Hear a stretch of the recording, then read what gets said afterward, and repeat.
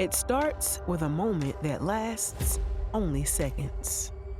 But those seconds are now the center of a federal criminal case. A law enforcement officer, a shooting during an immigration enforcement operation, and a question that refuses to settle quietly. Was it justified, or did something cross the line? Because in Minnesota, the footage didn't disappear, and neither did the questions. This is a developing case involving an officer with U.S. Immigration and Customs Enforcement, also known as ICE, the federal agency responsible for immigration enforcement inside the U.S.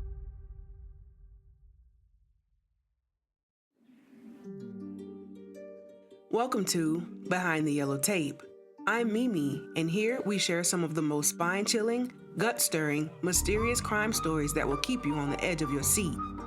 So if mystery and crime is your cup of tea, then you'll definitely get your fill here. We upload every Wednesday at 6:00 p.m. Eastern Standard Time. If you love a midweek dose of suspense, whether from your favorite seat, the car, before bed, or during your favorite activity, then leave a like to help build the algorithm. Also, don't forget to subscribe and hit the notification bell so you don't miss an upload. Now, let's take a step behind the yellow tape.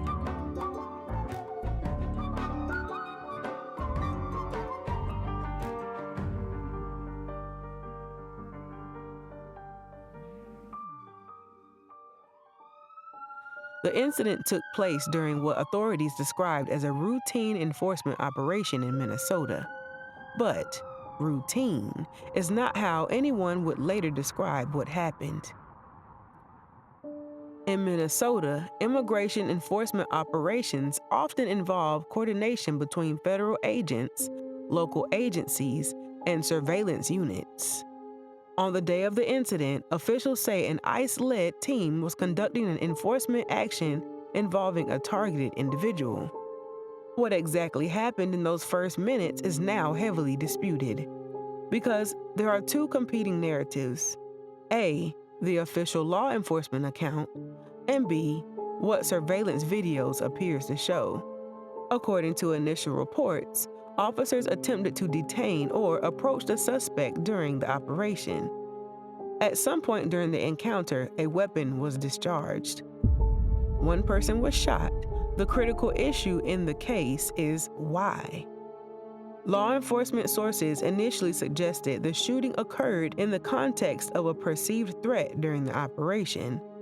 But internal review and public scrutiny escalated after video footage surfaced. This is where the case shifts from routine enforcement to national attention. Body camera or surveillance footage, depending on the reporting version, reportedly shows details that conflict with the initial explanation given by officials. That footage is now central evidence in the criminal charge. Civil rights observers argue it raises questions about use of force standards, split-second decision-making, whether de-escalation was possible, and whether the threat perception was reasonable.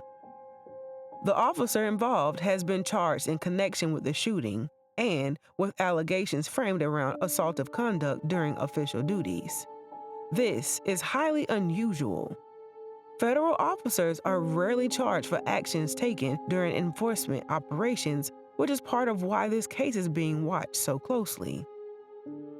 Legal experts say this case sits at the intersection of federal immunity protections, use of force law, civil rights enforcement, and prosecutorial accountability. If the prosecution succeeds, this case could set a precedent for federal officer accountability, influence ICE training, engagement policy, and reshape how courts interpret reasonable force in immigration operations. If it fails, it could reinforce the broad protections officers currently operate under in the field. Reactions in Minnesota and beyond have been divided. Civil rights advocates argue the case highlights long-standing concerns about immigration enforcement tactics. Supporters of law enforcement caution against judging officers without full context, emphasizing how fast and dangerous these encounters can become. And, in the middle of it all, is a courtroom that now has to decide what the video really shows. The officer has been formally charged, the case is moving through pretrial proceedings, and evidence review is ongoing, and additional footage and testimony are expected. No final verdict has been reached, and the story is still unfolding. Sometimes, the most complicated cases aren't about what happened in the dark. They're about what happened in plain sight and whether everyone agrees on what they saw. And in Minnesota, that question is still unanswered.